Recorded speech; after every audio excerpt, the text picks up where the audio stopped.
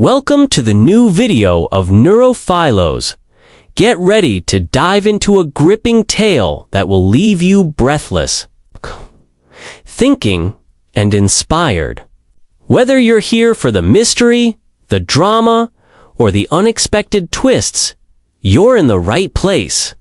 Make sure to hit that like button, drop a comment, and subscribe so you never miss another powerful story. Let's begin the age of stimulation.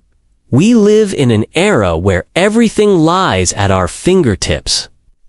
A single tap on a glowing screen delivers information that would have taken months of research in the past.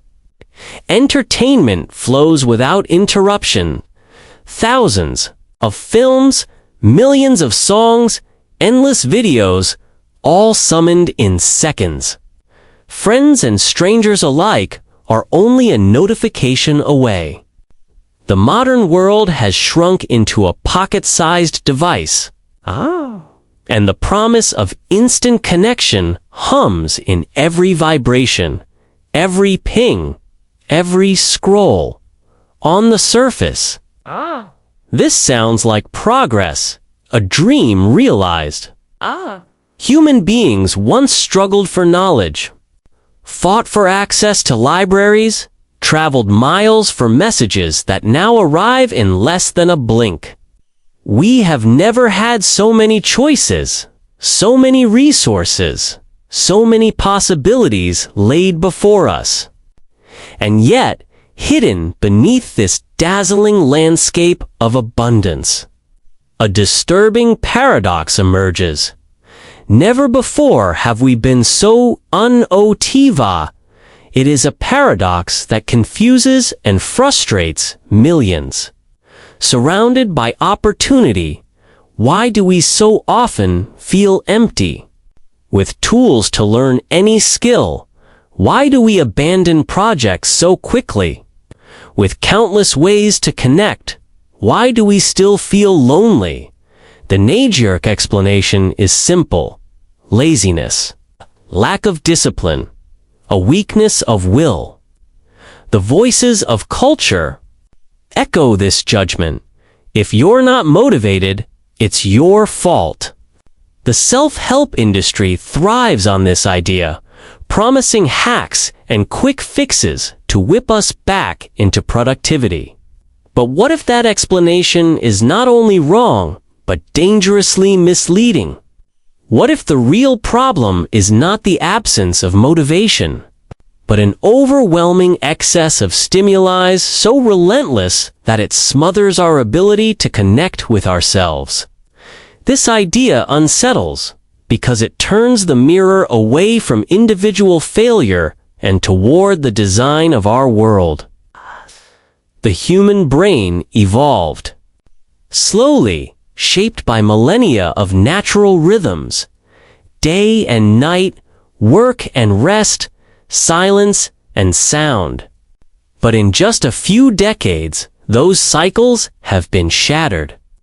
We live inside a constant storm of stimulation. The moment we wake, our phones sing for attention. News feeds deliver a torrent of stories, most irrelevant, some terrifying, all urgent. In tone, commutes are filled with music, podcasts, videos. At work, screens splinter attention with emails, alerts, and messages. At night, glowing rectangles keep us awake, convincing us that sleep can wait while the world continues without us. We no longer know what it feels like to be unstimulated. The cost of this constant bombardment is not obvious at first.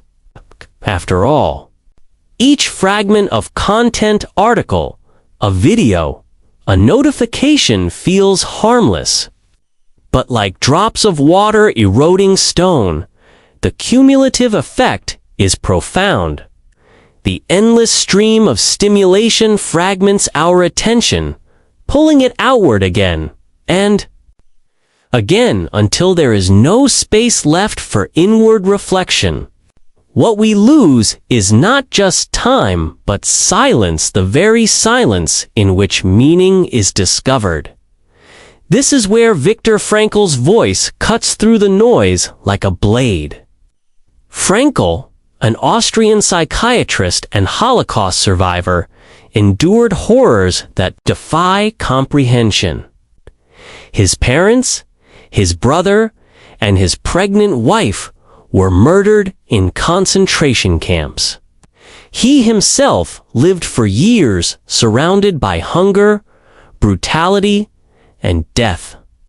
And yet, from that abyss of human suffering, he articulated a truth so piercing it still shakes us today. What sustains us is not pleasure, not success, not even freedom itself, but meaning. Frankl observed that those who survived the camps were often not the strongest or healthiest, but those who had a reason to endure. A father hoping to see his child again. A scholar determined to complete unfinished work. A believer clinging to faith in a higher purpose. For Frankl, this revealed the deepest human drive, the will to meaning. Strip away all else, and what remains is the need to know that life matters, that suffering is not pointless, that existence itself carries significance, and so Frankl's insight casts our modern predicament in a disturbing light. If authentic motivation flows from meaning, what happens when an entire society is conditioned to seek only pleasure and distraction? What happens to the human psyche when every empty moment is patched with entertainment, every pause drowned out by noise, every silence suffocated before it can reveal anything deeper? The answer is visible all around us. A generation exhausted not by lack of opportunity, but by too many hollow opportunities. People jumping from app to app, task to task, never settling long enough to ask what truly matters. Young and old alike confessing to feelings of apathy, paralysis, and despair, and while living in a world of unprecedented abundance. Perhaps what we call laziness is actually exhaustion. Exhaustion from chasing goals that are not our own. Exhaustion from consuming content that adds nothing to our growth. Exhaustion from living in a constant state of distraction. This reframe changes everything. It suggests that demotivation is not a defect, but a symptom, a warning signal from the psyche that something essential has been lost. Like a body collapsing from malnutrition, the soul collapses when starved of meaning. The absence of motivation is not proof of failure, but evidence that we are disconnected from what makes life worth living. Consider the modern obsession with productivity. We measure our days by tasks completed, emails sent, deadlines met. Productivity without meaning is merely busyness. It fills time but hollows the soul. It creates the illusion of progress while leaving the individual emptier than before. Frankl warned of this danger long ago. He argued that when people cannot find deep meaning, they distract themselves with pleasures. Today, those pleasures are packaged as endless entertainment, shallow achievements, and surface-level connections. But distraction is not fulfillment. It is only a temporary patch, and when it wears off, the emptiness grows larger than before. This chapter, then, is not simply a critique of technology or culture. It is a call to radical reflection. It asks us to step back from the noise and reconsider, are we truly unmotivated? Or are we merely drowning in stimuli that strip us of the silence required to find meaning? If Frankl could discover purpose in a concentration camp, what excuse do we have in a world overflowing with comforts yet starving for significance? The age of stimulation has given us more access, more choice, more distraction than any generation before us. But it has also robbed us of the very conditions required to hear our own inner voice. The path forward does not lie in more hacks or quick fixes. It lies in reclaiming silence, in resisting the compulsion to fill every moment, and in daring to ask the question Frankl posed so many decades ago, what is my why? Because without a why, no amount of stimulation will ever be enough. Hyperstimulation. Human beings did not evolve for this. For millennia, our ancestors lived according to the slow rhythm of nature. Dawn woke them with light, dusk led them to rest. Work unfolded in cycles, hunting, gathering, farming, then recovery, stillness, storytelling. Their minds were shaped by silence as much as by sound, by pauses as much as by action. The brain adapted to scarcity of information, not excess. It learned to focus deeply on survival tasks, to appreciate rest when danger was absent, to reflect during quiet nights under the stars, and then almost overnight in evolutionary terms, everything changed. In the span of only a few decades, we entered an environment that our nervous systems were never prepared to handle, an environment of constant hyperstimulation. Today, silence has been rebranded as wasted time. Stillness is equated with laziness, the natural rhythm of presence. And pause has been bulldozed by a culture that prizes immediacy, noise, and novelty above all else. The result? A species overwhelmed by a storm of digital stimuli, with no inner compass strong enough to withstand the flood. The machinery of distraction it begins the moment we wake. Before our feet touch the floor, many of us reach for the glowing rectangle. At our bedside, within seconds, our minds are assaulted. Emails, texts, headlines, videos. Some messages provoke anxiety, others curiosity. Many are trivial, but all demand a response. The day begins not with quiet orientation to the world, but with a flood of competing demands.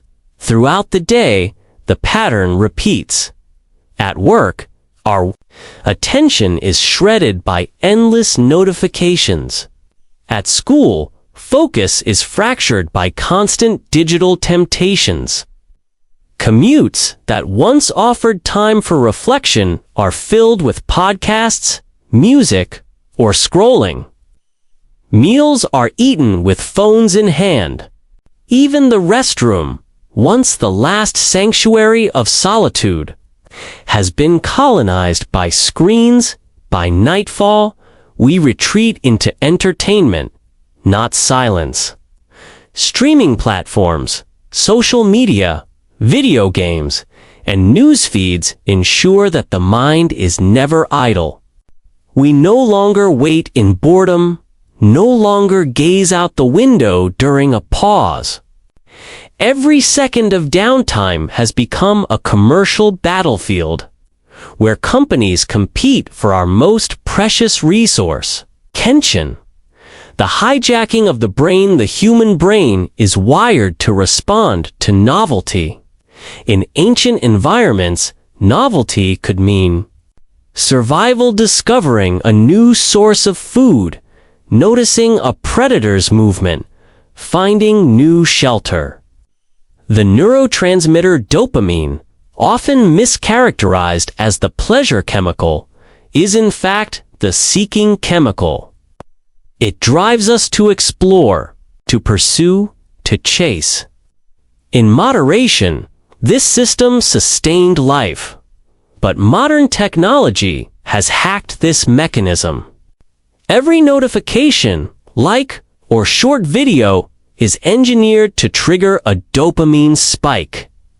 Each spike is small and shallow, but when repeated hundreds of times a day, it creates dependency. We find ourselves refreshing feeds, scrolling endlessly, not because the content matters, but because the system has conditioned us to crave the next hit.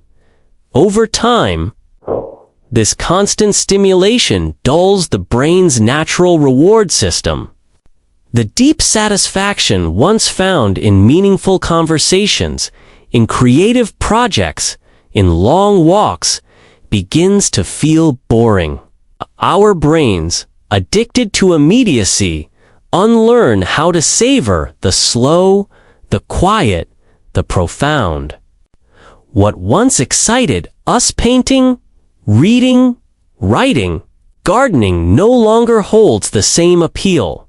This is the hidden danger of hyperstimulation. It does not just occupy our time, reshapes our desires. The death of boredom. In the past, boredom was not a curse, but a doorway. When nothing distracted us, the mind wandered, reflected, and connected dots. Some of humanity's greatest insights emerged during moments of boredom. Newton under the apple tree, Archimedes in his bath, Einstein imagining trains and light.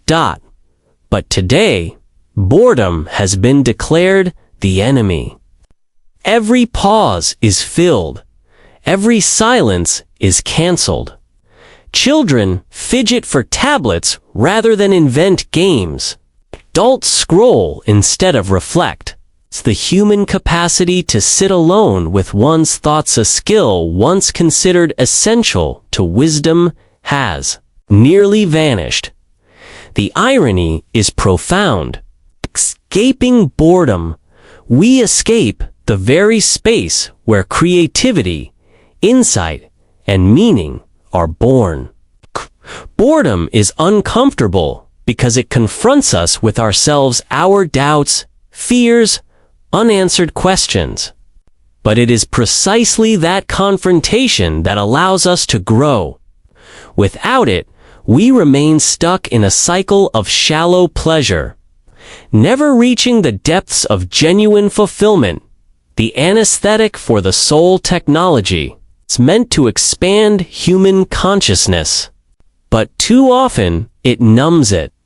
We scroll not because we care, but because silence feels unbearable.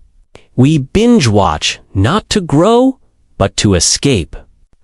We drown ourselves in information not to become wiser, but to avoid the questions that arise when all is quiet. This behavior, repeated day after day, transforms technology into an anesthetic. Like a sedative, it dulls discomfort, but at a terrible cost. Because the discomfort we avoid is often the very sign that something within us needs attention. Restlessness may be a call to create. Loneliness may be a call to connect authentically. Emptiness may be a call to seek meaning. By drowning these signals in noise, we silence the very voice of the soul.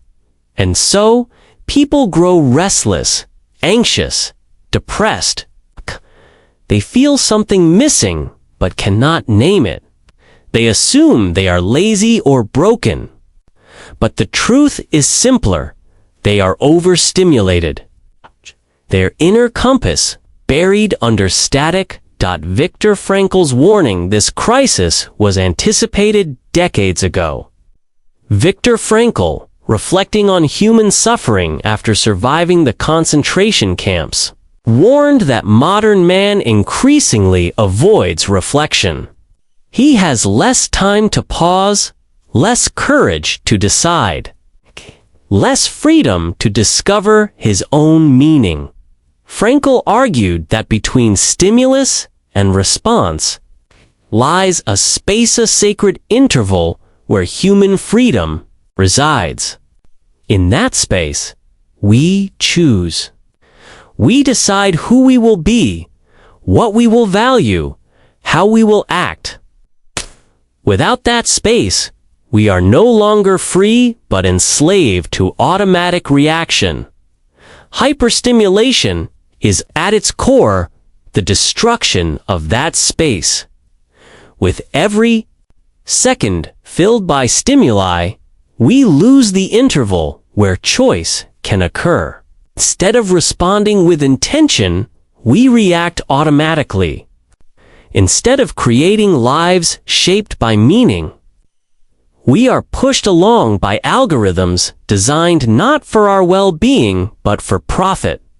The invisible consequence, the most insidious effect of hyperstimulation, is not the time it wastes, but the depth it steals. A life filled with noise leaves no room for stillness.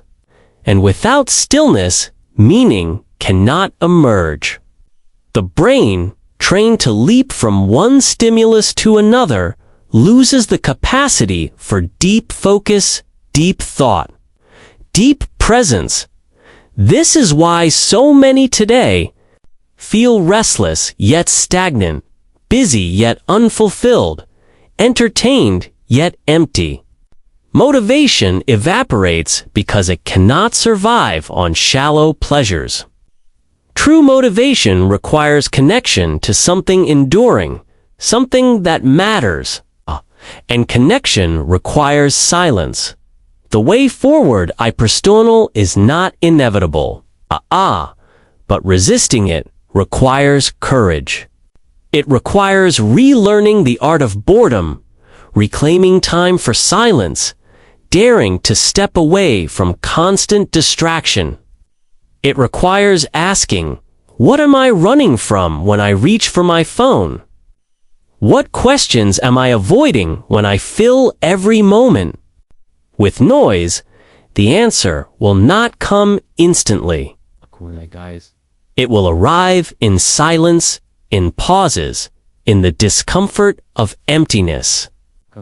But within that emptiness lies the beginning of truth, because the human soul does not thrive on endless novelty. It thrives on meaning, and meaning cannot be delivered by a notification.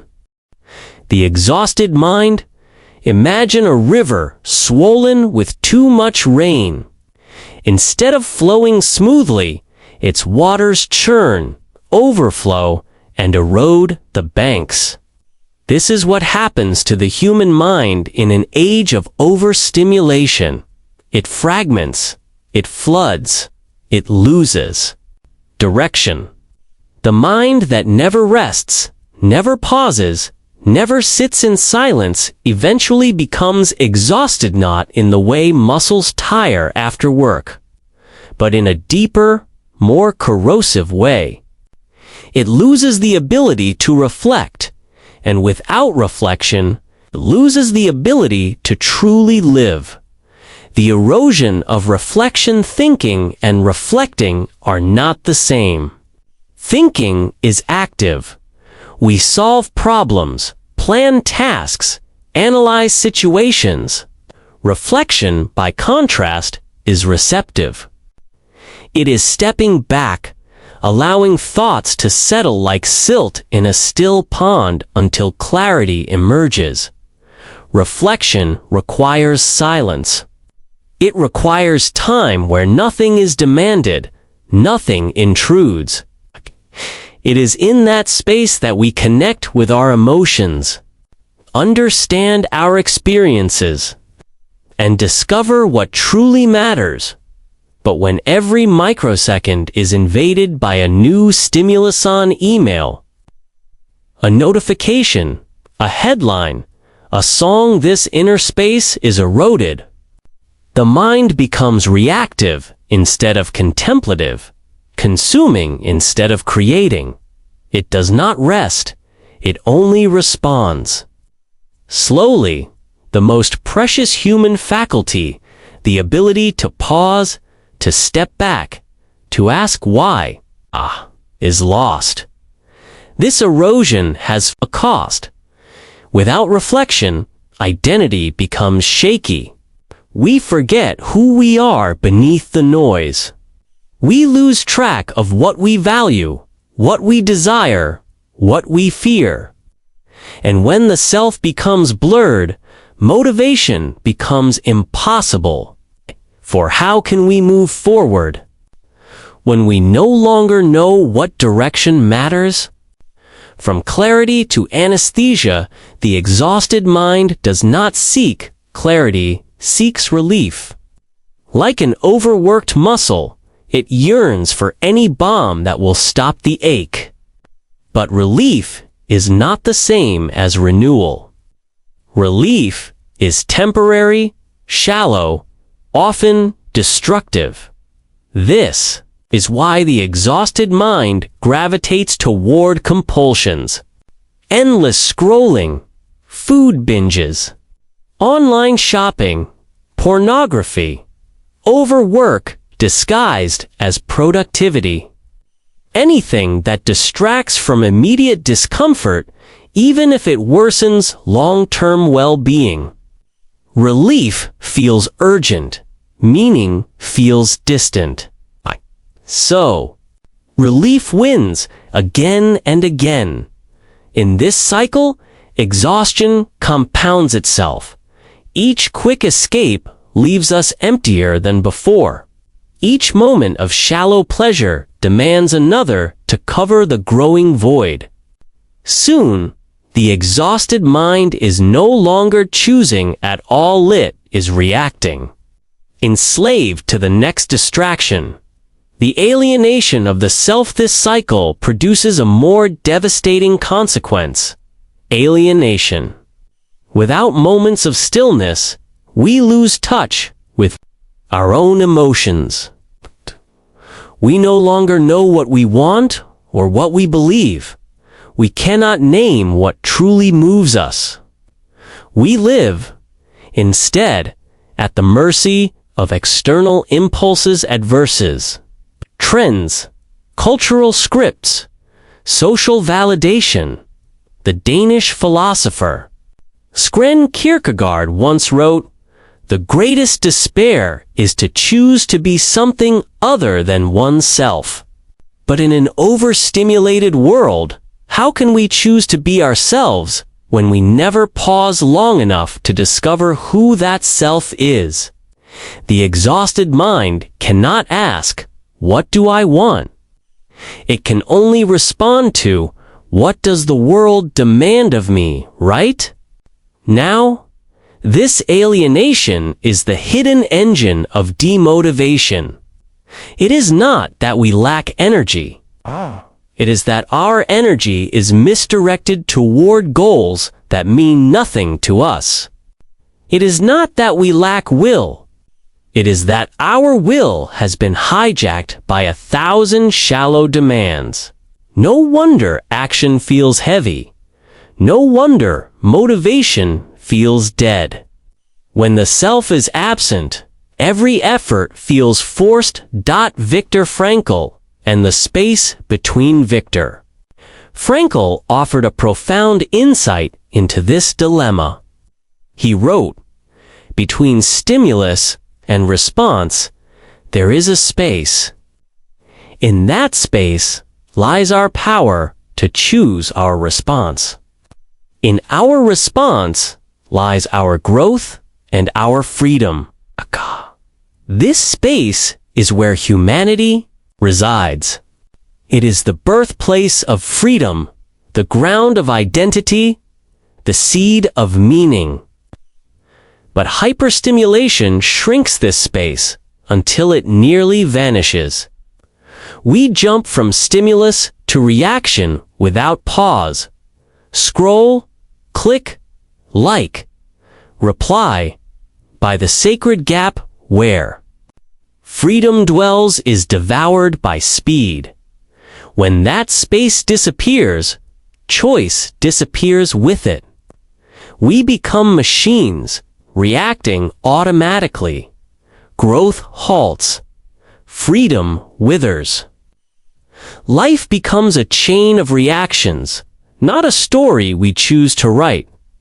The trap of relief, the exhausted mind, unable to reflect, confuses relief with renewal. It grasps at quick pleasures, social media, endless entertainment, consumerism.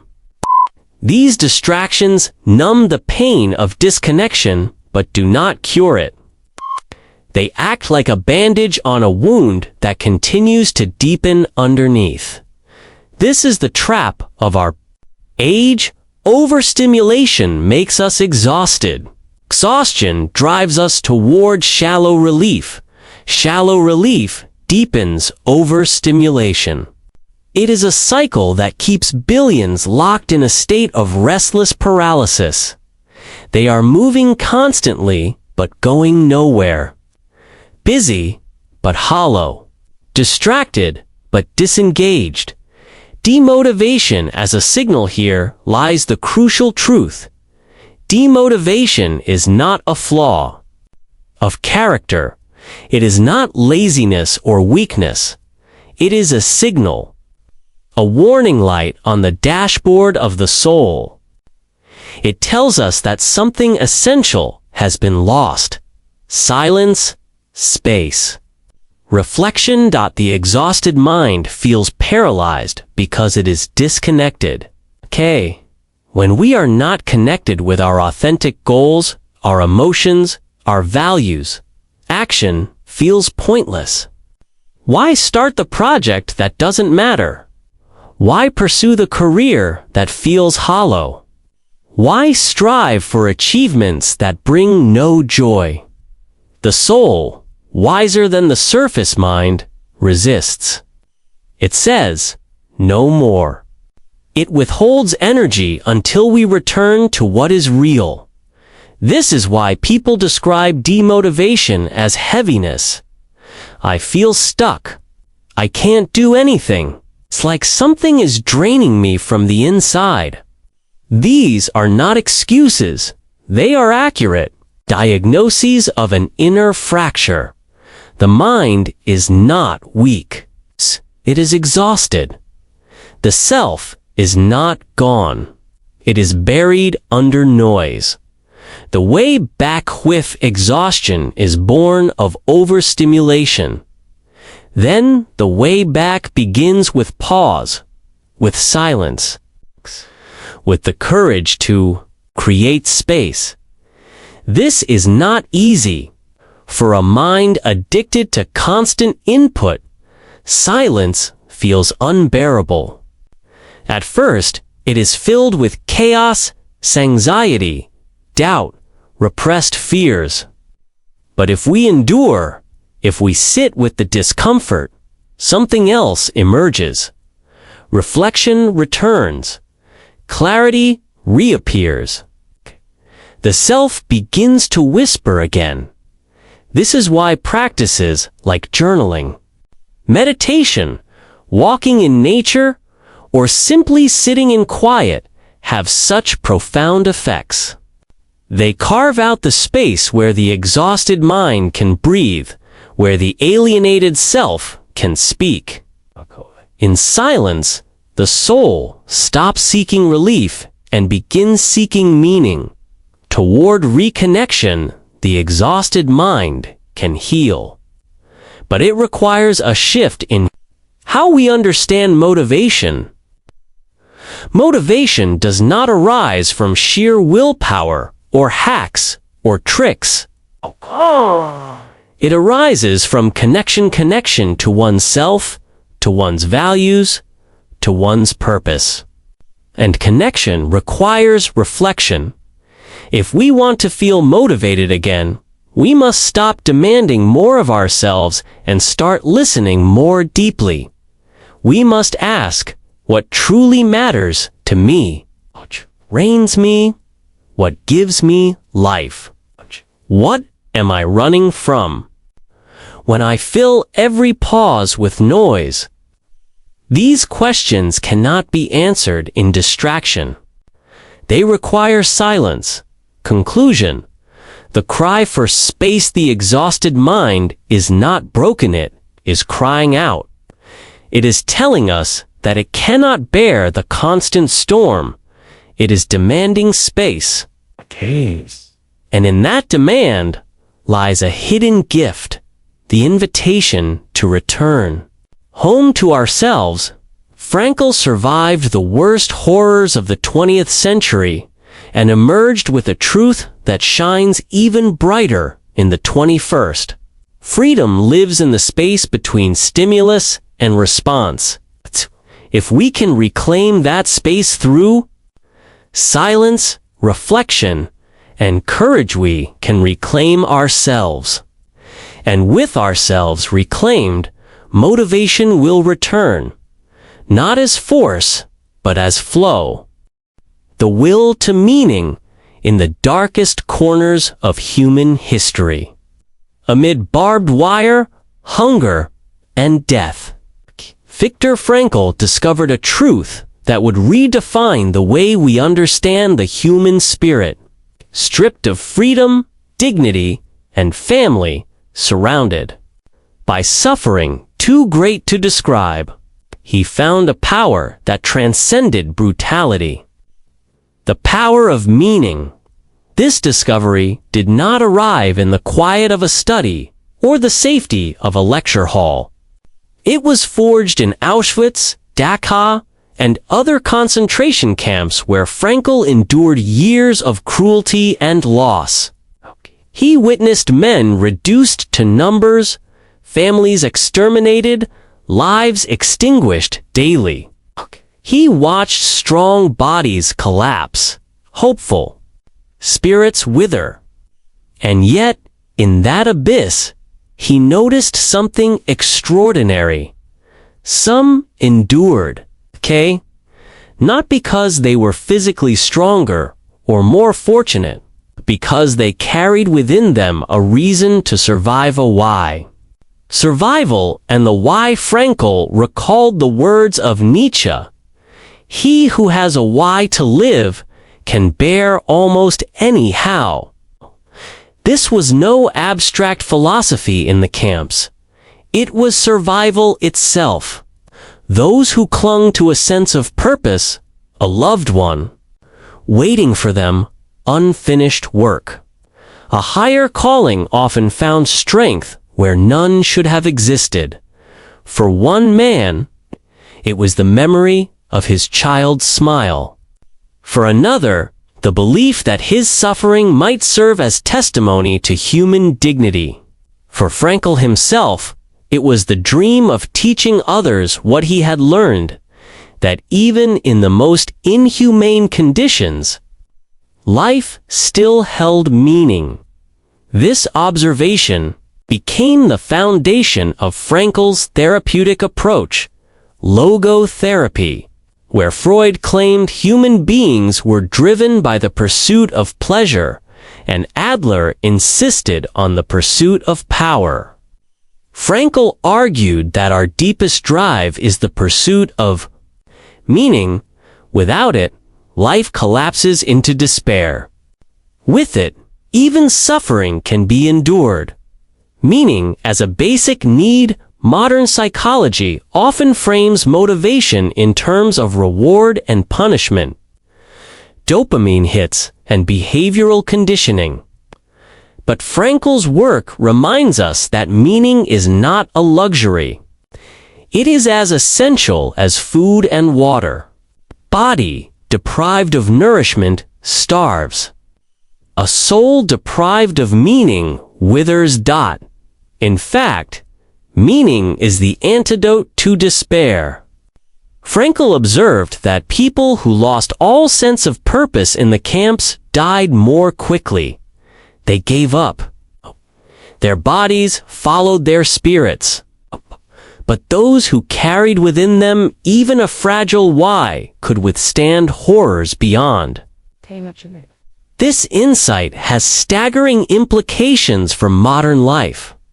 If Frankl could find purpose amid starvation and death, what excuse do we have in a world filled with comforts but hollowed out by distraction?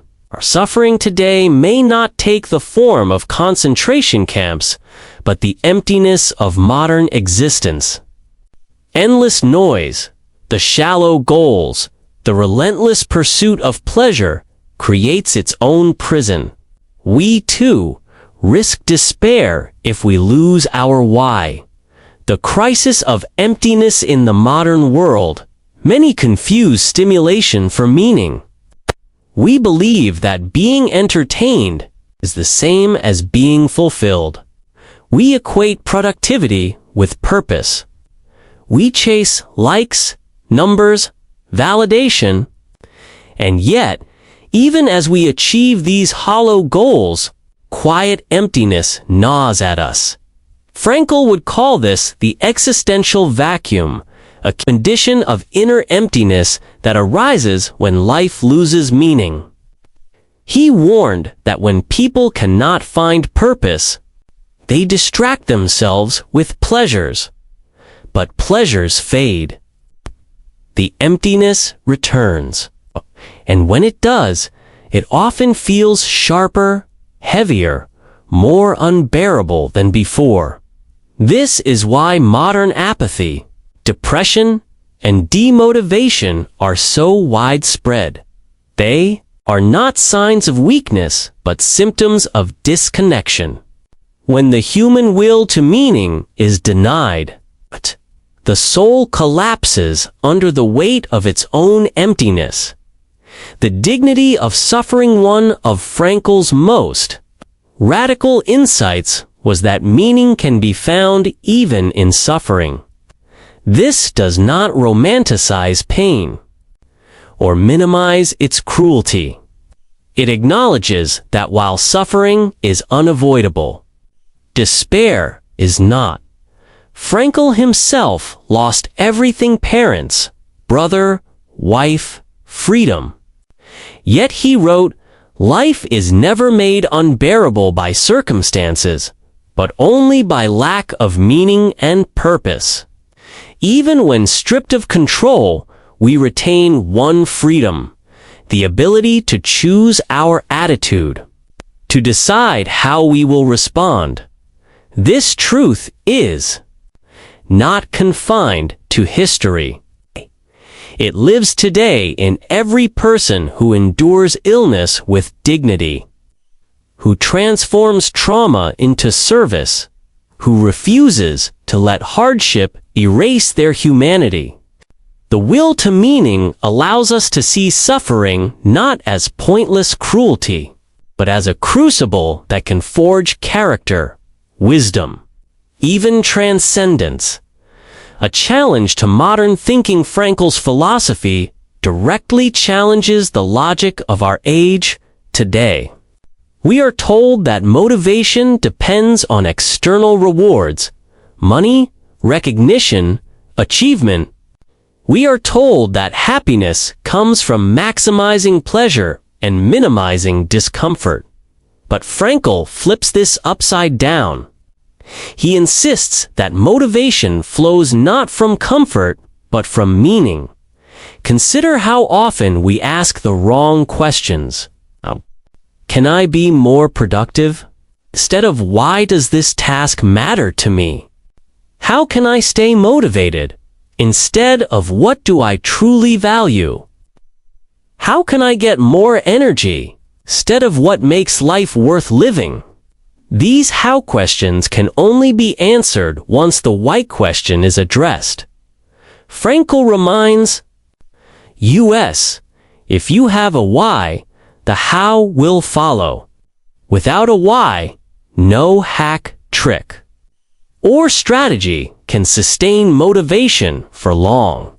Rediscovering the why, the challenge for us, then, is not to find more stimulation, but to rediscover our why. This does not mean grand gestures or monumental purposes. It does not mean every person must dedicate themselves to world-changing missions. Meaning can be found in the small, the quiet, the intimate, in caring for a child, in creating art, in dedicating oneself to kindness, to growth, to truth. What matters is that the meaning is genuine, arising from within, not imposed by culture or comparison.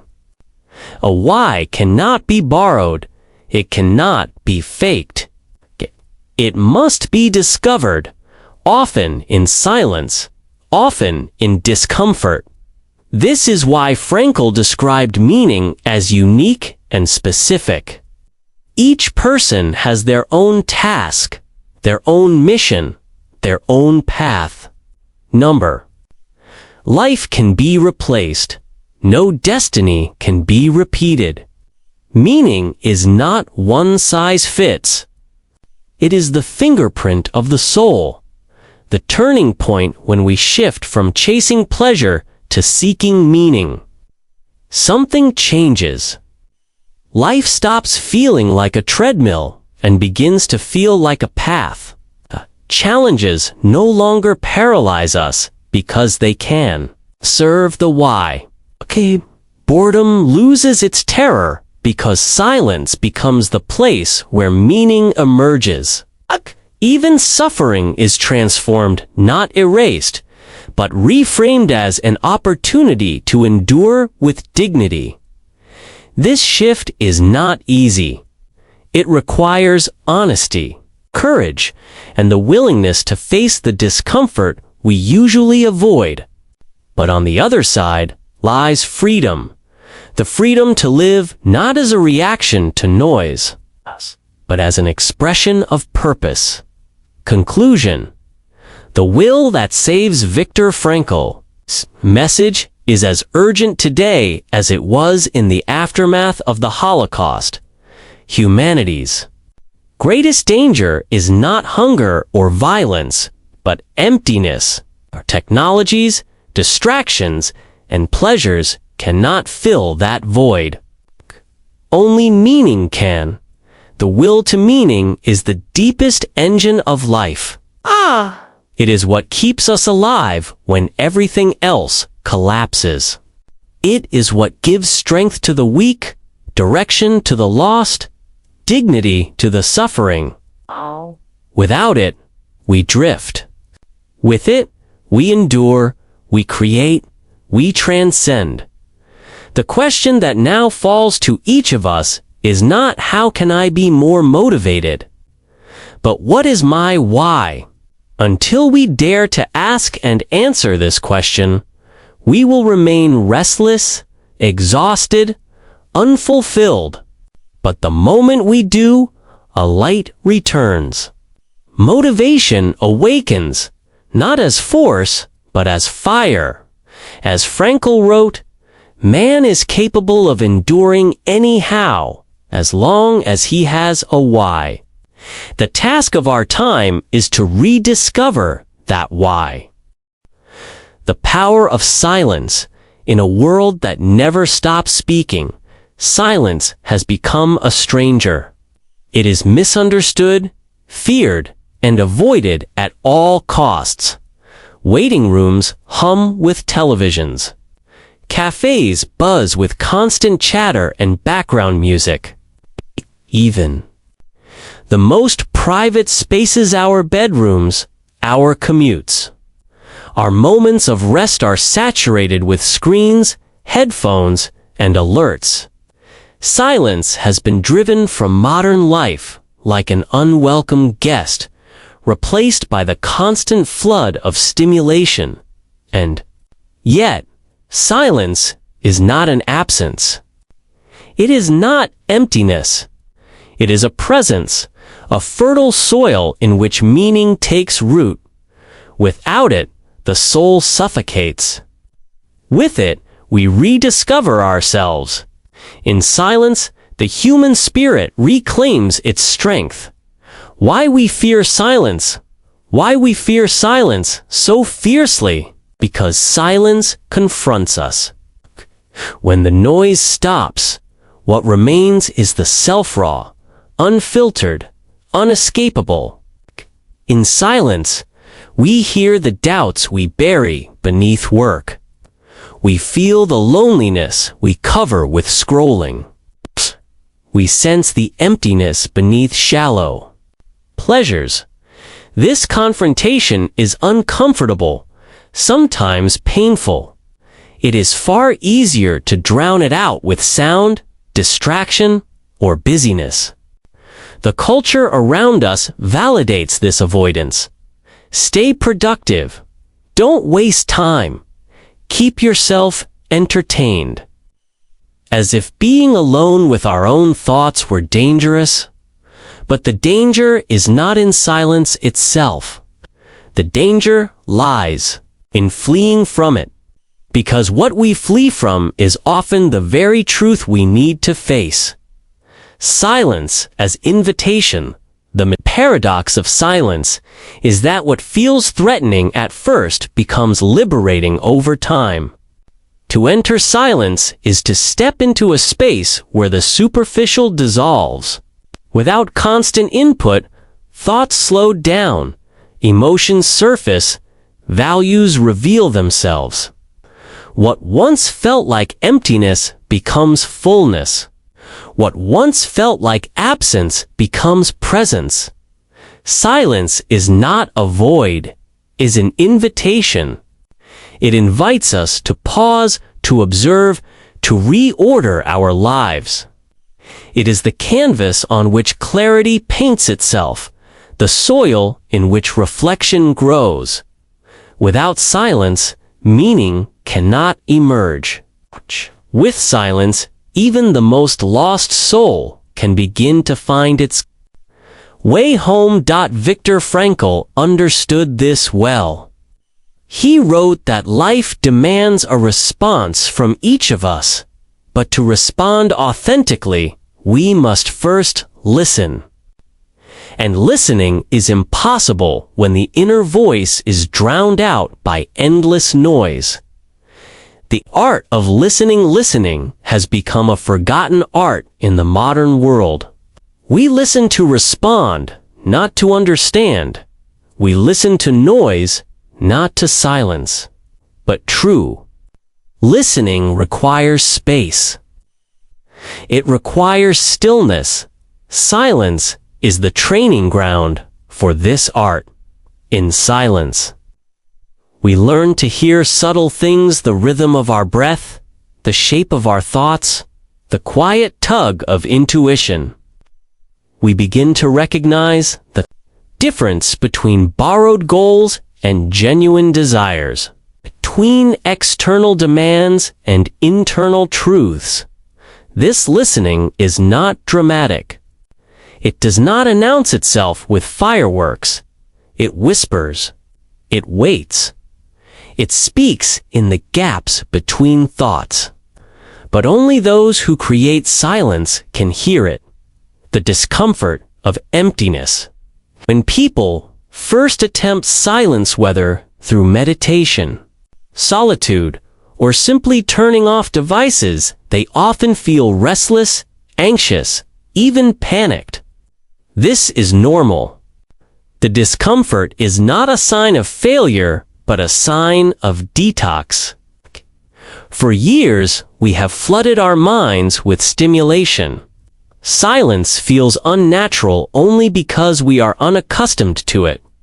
But if we stay with the discomfort, something shifts. Slowly, anxiety fades into calm. Restlessness turns into awareness. What once felt unbearable becomes nourishing. The emptiness that seemed hostile reveals itself as a doorway. This discomfort, then, is not the enemy. It is the threshold. To avoid it is to remain trapped in distraction. To cross it is to enter a space where healing, clarity, and purpose reside.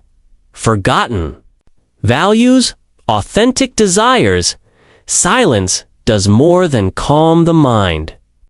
It reveals what has been buried. In silence, forgotten values rise to the surface. Perhaps we realize we have neglected family while chasing career. Perhaps we notice how much we long for creativity, for nature, for rest. Perhaps we discover that goals we thought were ours were in fact imposed by culture, peers, or fear, authentic desires to emerge in silence. Not the artificial cravings planted by advertisements, but the deeper callings that have always lived within us. The desire to love and be loved, the desire to create, the desire to grow, to serve, to live with integrity. These discoveries do not come from noise. They come from the quiet courage to sit still and listen. Silence as power. The power of silence lies in its ability to reorder the soul. It is not passive, is active, cleansing, transformative. In silence, the frantic energy of the overstimulated mind settles. The fractured self gathers. The alienated person begins to reconnect. From silence, motivation is reborn not as force, but as flow. We no longer act from compulsion or fear of missing out. We act from clarity, from authenticity, from alignment with our values. This is why silence is not weakness, but strength. It is the wellspring from which purpose flows. Small practices of silence in a noisy world. Silence must be chosen deliberately. It will not come on its own. But small practices can open the door, turning off the phone for 1 hour each day, walking in nature. Without headphones, sitting in stillness for 10 minutes. Breathing deeply, journaling without agenda, letting thoughts spill freely. Saying no to commitments that clutter the soul. These small acts, repeated consistently, carve out space for silence. At first, they may feel insignificant, but over time, they create room for meaning to re-enter life. Frankl's reminder, Frankl wrote, each of us has to find in his own life a unique meaning, a mission that is his. No life can be replaced. No destiny can be repeated. But how can we discover that mission if we never pause? How can we hear our calling if we drown it in noise? The will to meaning requires silence as its companion. Without silence, purpose remains hidden. With silence, it begins to speak. From silence to action, the ultimate power of silence is that it leads to action. Not frantic action driven by fear or comparison, but intentional action rooted in authenticity. Silence gives us the clarity to act, not from obligation, but from meaning, not from compulsion, but from choice, taught to express who we truly are.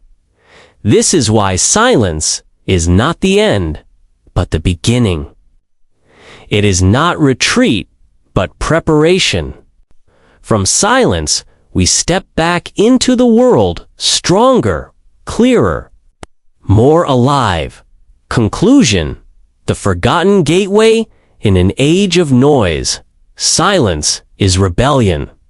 To sit quietly is to resist a culture that profits from distraction. To listen inwardly is to defy a system that drowns the self in stimulation. To choose silence is to reclaim freedom.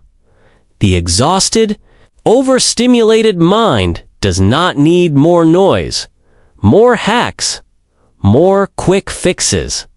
It needs silence. Because silence is not absence, it is presence.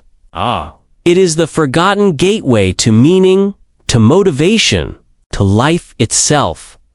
And so the question is not whether we have time for silence, but whether we can afford to live without it. For without silence, we will remain lost in the storm. But with silence, the path home begins to appear.